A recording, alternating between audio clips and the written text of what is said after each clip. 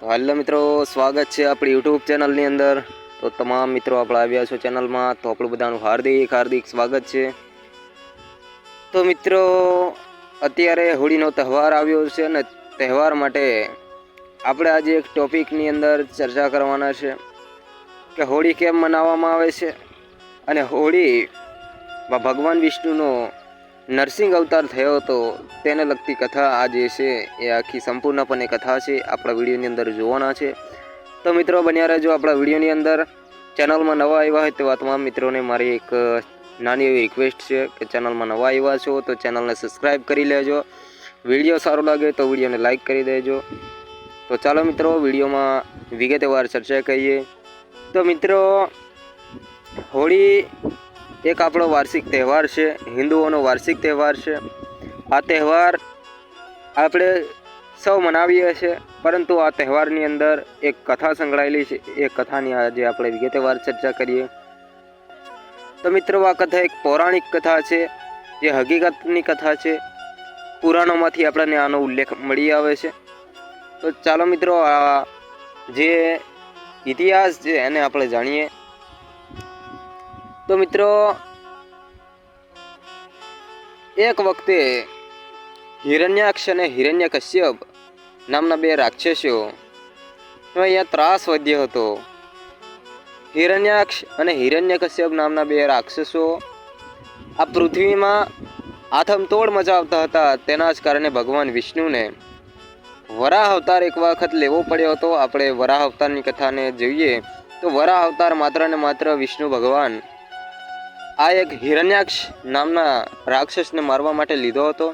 આ હિરણ્યાક્ષ નામના રાક્ષસને મારવા માટે ભગવાન વિષ્ણુએ બ્રહ્માજીના નાકમાંથી થઈને આ પ્રગટ થઈને વરાહ અવતારનું રૂપ લીધું અને વરાહ અવતાર લઈને આવ્યા અને આ જે હિરણ્યાક્ષ નામનો જે રાક્ષસ હતો તે પોતે આ પૃથ્વીને આ સમુદ્રની તળેટીમાં સંતાડી દીધી હતી। ત્યારે આ ભગવાન વિષ્ણુએ તેની સાથે સમુદ્રની અંદર જઈને યુદ્ધ કર્યું અને આ પૃથ્વીને પોતે બચાવી હતી।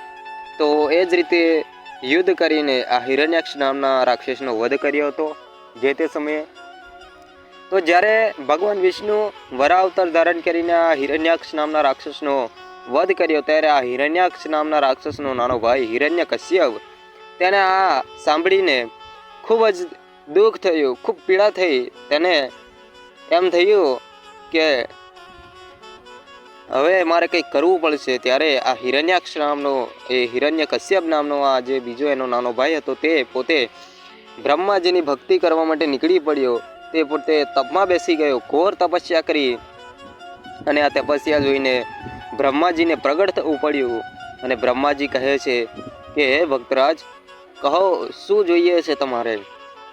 ત્યારે આ હિરણ્યકશ્યપ નામનો આ જે રાક્ષસ હતો એ પોતે એવું વરદાન માગે છે કે મારે તો એવું વર જોઈએ છે કે મને કોઈ મારી જ નહીં શકે, ન આકાશ પાતાળ, ન અસુર, ન દેવતા, કોઈ પણ મને મારી ન શકે એવું વરદાન માગી લીધું। અને પછી પોતે એમ જ સમજવા લાગ્યો કે હવે તો મને બ્રહ્માજી તરફથી એવું વરદાન મળી ગયું કે હવે મને અહીંયા કોઈ મારી નહીં શકે, અહીંયા કોઈ મને પરાસ્ત કરી નહીં શકે। હવે આ ધરતીનો હું એક જ માલિક છું અને આ ધરતીનો હું જ ભગવાન છું તેવું તેને અહંકાર થઈ ગયો। અને પછી ત્યારે એ પોતે પોતાના કુળની અંદર પોતાનો જે રાજ દરબાર હતો ત્યાં આજુબાજુ દરેક જગ્યાએ શોર મચાવતો હતો અને આ રાક્ષસ પોતે જે પણ ભગવાનની ભક્તિ કરતો હોય એને મારી નાખતો હતો। કારણ કે હવે અહીંયા કોઈ ભગવાન નથી, જો ભગવાન તરીકે જો જોવો હોય તો તમારે મને જ જોવાનો છે, હું જ ભગવાન છું અહીંયાનો। આમ કરીને તે પોતે દરેકને ડરાવતો ને ધમકાવતો હતો।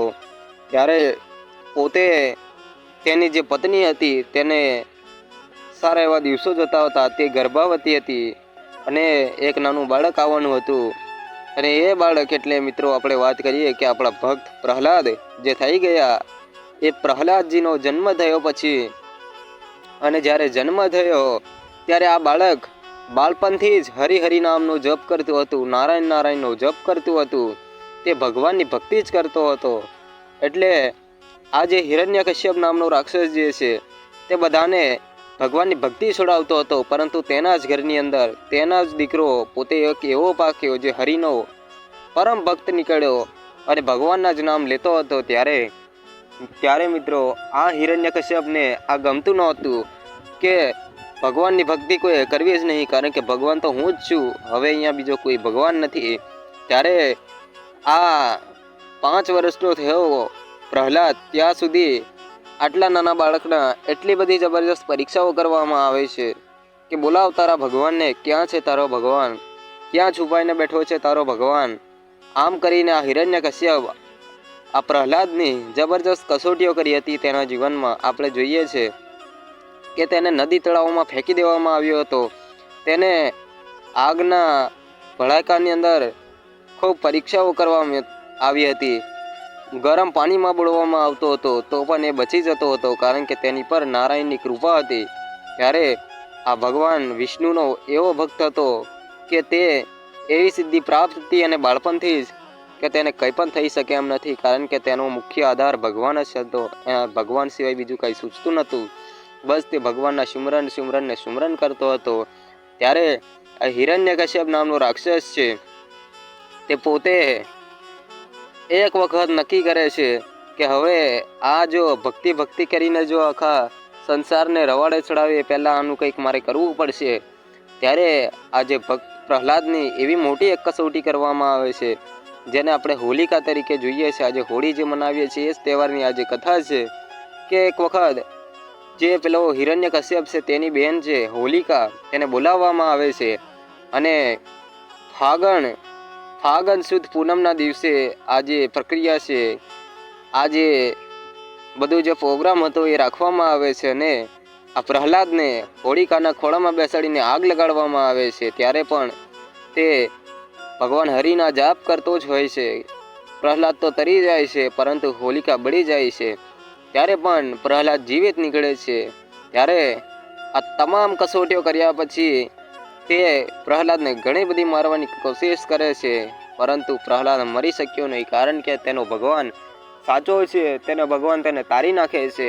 તેનું ભક્તિ જે છે તેની તે સત્ય નીવડે છે. આમ પ્રહલાદ દર વખતે તરી જતો હોય છે, તો એવી જ રીતે એ તરી જાય છે. ત્યારે એક વખત આ હિરણ્યકશ્યપ અને પ્રહલાદ પોતે એક વખત રાજ દરબારમાં હોય છે. ત્યારે આ હિરણ્યકશ્યપ પ્રહલાદને કહે છે કે ક્યાં છે તારો ભગવાન, આમ તને બચાવી લે છે તો મને દેખાતો કેમ નથી, આમ કરીને ખૂબ જ ક્રોધિત થાય છે. ત્યારે કહે છે કે એ તો બધી જ જગ્યાએ છે, તમે જ્યાં જોવો છો તે અમારો ભગવાન છે. આમ કરીને પ્રહલાદ જે છે તે હિરણ્યકશ્યપને કહે છે. ત્યારે હિરણ્યકશ્યપ કહે છે કે બોલ, આ રાજ દરબારના ખંભામાં પણ તારો ભગવાન છે, બોલ. તો ત્યારે પ્રહલાદ જે છે તે કહે છે કે હા, આ ખંભાની અંદર પણ મારો ભગવાન છે. ત્યારે આ હિરણ્યકશ્યપ ગદાનો ઘા કરે છે ને ત્યારે મિત્રો કેવું પડે કે અંદરથી ભગવાન વિષ્ણુ નરસિંહ અવતારનું રૂપ લઈને પ્રગટ થાય છે.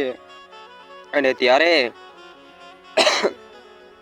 આ હિરણ્યકશ્યપ નામના રાક્ષસ જે છે તેનો વધ કરવા માટે થઈને જ આ નરસિંહ અવતાર લીધો હતો. ત્યારે બ્રહ્માજીનું એક વરદાન હતું કે તેને કોઈ પણ મારી નહીં શકશે, માનવ દાનવ કોઈ પણ નહીં. ત્યારે વિષ્ણુ ભગવાન પોતે શરીર માનવનું હતું અને મુખ જે છે સિંહનું હતું. આમ કરીને તે નરસિંહ રૂપ લઈને પ્રગટ થયા હતા.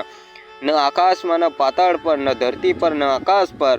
તેવી સ્થિતિમાં તેને એક ચોરો જેવું એક હતું, તેના પર લઈ જઈને આ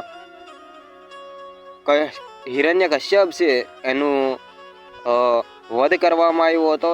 ના એને હાથથી મારે, ન શસ્ત્રથી, ન અસ્ત્રથી, તો ભગવાન નરસિંહ તેને પોતાના નખ વડે એને માર્યો હતો.